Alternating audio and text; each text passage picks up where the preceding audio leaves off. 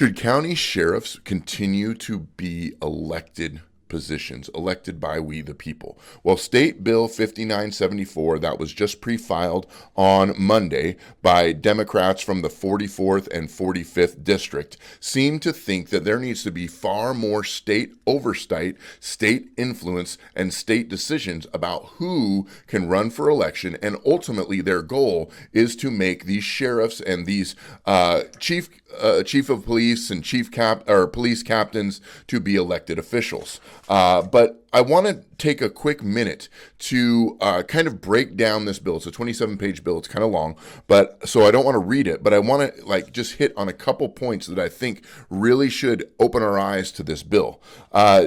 There is some mandatory background checks that are going to be performed on current sheriffs who are coming into office, sheriffs who are running for office. And when these background checks, which there should be, these background checks that they are proposing are a little bit sus. And I'm going to tell you why. Number one, in these background checks, there will be a criminal history. Okay, that's great. Now, this is where it gets a little bit iffy.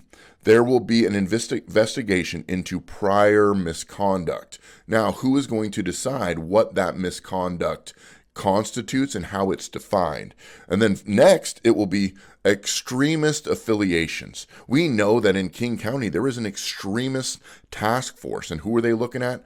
Conservatives. People are groups like Moms for Liberty, groups like, all these different conservative organizations that like to speak out at like school board meetings or speak out against injustice or, let's go Washington, those people that want to keep boys out of girls' sports. Crazy. There's also going to be a social media review.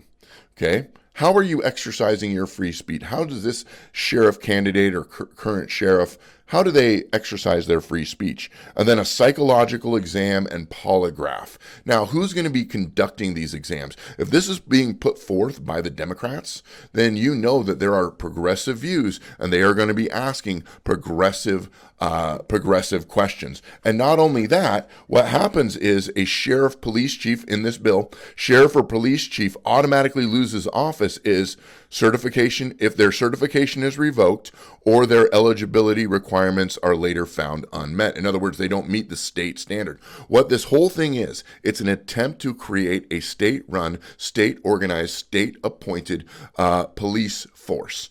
And we know that lefties are all about defund the police and let criminals run rampant, all the while punishing good law-abiding citizens. We know that that is fact. We need to keep our eye on this bill, and we need to bombard our representatives that this is unacceptable.